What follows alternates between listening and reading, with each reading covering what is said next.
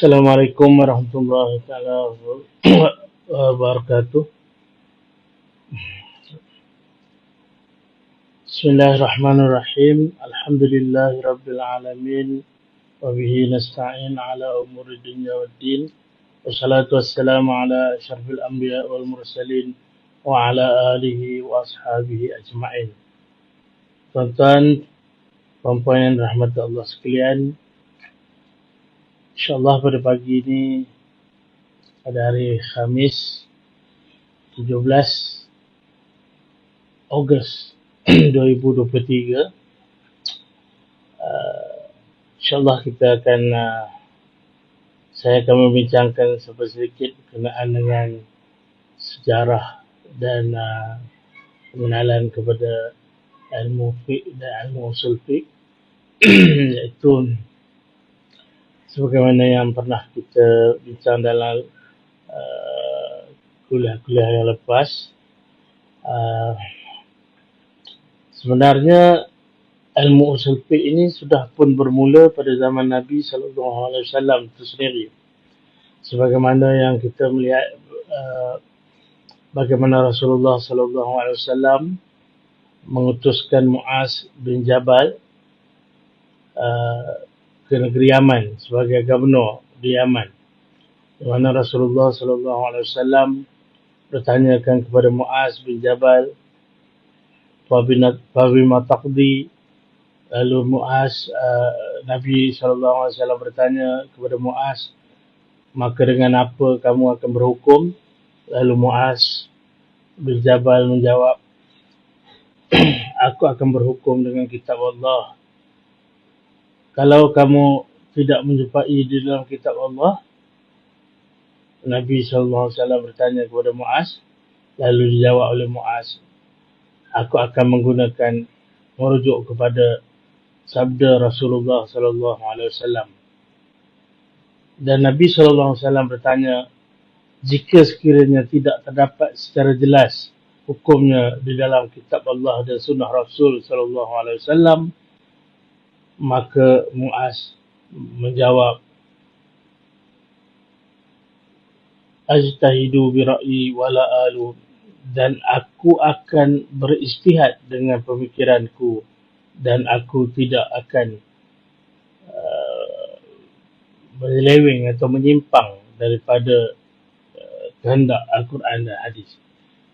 Jadi tuan-tuan dan puan-puan yang dirahmati Allah sekalian, itulah konsep usul fiqh, iaitu bagaimana Muaz telah menyusun kaedah berdasarkan kepada panduan Rasulullah SAW, di mana mendahulukan kitab Allah di dalam merujuk untuk mencari hukum, dan kemudiannya mencari dalam sunnah-sunnah Rasul SAW.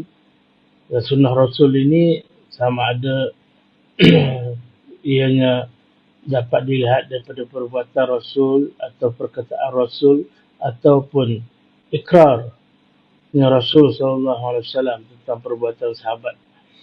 Dan kemudiannya ketika mana sudah tidak ada di dalam panduan atau isyarat yang jelas dalam kitab Allah dan sunnah Rasul, maka para sahabat berijtihad menggunakan pemikiran mereka. Sebagaimana yang kita tahu bahawa pemikiran sahabat ini sudah pun diwarnai dan ditarbiah oleh Rasul SAW dengan tarbiyah Rabbani, maka pastinya mereka yang hidup sekeliling Rasul SAW, pastinya mereka tidak lari ataupun mereka amat memahami panduan atau prinsip yang telah ditetapkan oleh Allah dan Rasul melalui kitab Allah dan sunnah Rasul SAW. Begitu juga dengan para sahabat yang ketika mana zaman Rasul pernah disebutkan Nabi SAW menyebutkan dalam satu peperangan lah, jangan kamu sembahyang asar kecuali di perkampungan Bani Quraidah. Lalu berpecahlah sahabat ini kepada dua pandangan, dua pemahaman, di mana sebahagian sahabat mereka meninggalkan solat asar itu kerana mereka masih belum sampai ke perkabungan yang disebutkan sehinggalah mereka sampai ke perkabungan tersebut, barulah mereka mendirikan sembahyang. Manakala sebahagian sahabat pula menganggap dan memahami bahawa ucapan Rasul SAW itu adalah gesaan supaya mereka bersegera pergi, supaya mereka boleh sampai ke tempat yang dicadangkan itu, yang disebutkan oleh Rasul itu sebelum berakhirnya waktu asar, supaya mereka dapat sembahyang asar di kawasan tersebut. Maka inilah dua pendekatan. Lalu kumpulan yang kedua tadi, apabila mereka tidak mampu untuk sampai sebelum waktu asar, mereka berhenti di dalam perjalanan untuk sembahyang asar kerana waktu sudah hampir luput. Maka inilah kesan-kesan ataupun isyarat bagaimana para sahabat itu telah menggunakan kaedah usul fiqh dalam pengajian mereka.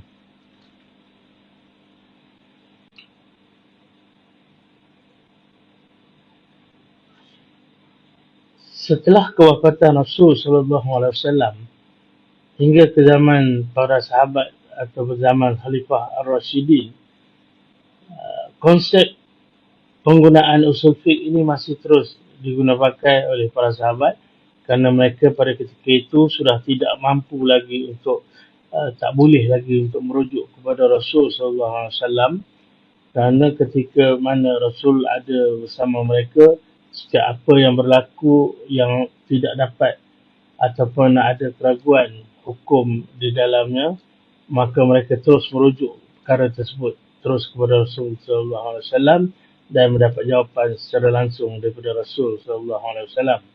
Namun setelah kewafatan Rasul SAW, mereka terpaksa menggunakan ijtihad mereka masing-masing. Sebagai mana contohnya ketika mana zaman Khalifah Sayyidina Abu Bakar As-Siddiq yang menggunakan ijtihadnya untuk mengumpulkan penulisan mushaf Al-Quran, walaupun pada peringkat awalnya ketika mana dicadangkan oleh Sayyidina Abu Bakar Umar Al-Khattab untuk melakukan pengumpulan dan menerbitkan, mewujudkan mushaf Al-Quran dalam bentuk yang terkumpul. Sayyidina Abu Bakar sendiri mengatakan bahawa bagaimana aku nak melakukan sesuatu yang tidak dilaksanakan oleh Rasul SAW. Namun setelah didesak dan dihujah oleh Sayyidina Husain, maka akhirnya Khalifah Abu Bakar As-Siddiq, Sayyidina Abu Bakar As-Siddiq menerima, terbuka hatinya untuk menerima pandangan Sayyidina Umar Al-Khattab itu, dan akhirnya beliau menggunakan ijtihadnya untuk melaksanakan usaha pengumpulan masa penulisan masa-masa Al-Quran itu daripada kalangan para sahabat, dan akhirnya timbullah mushaf yang tersusun kemas dan akhirnya dikumpulkan menjadi satu mushaf yang boleh dijadikan panduan dan penyatuan di kalangan para sahabat ketika itu. Lalu jadilah mushaf itu sebagai mushaf rasmi kerajaan ketika itu, walaupun di sana masih ada sahabat-sahabat yang mengamalkan bacaan-bacaan yang qiraat yang lain selain daripada qiraat rasmi kerajaan tersebut. Itu sebagai contoh bagaimana konsep usul fiqh ini dilaksanakan dan dihati oleh para sahabat melalui ijtihad mereka.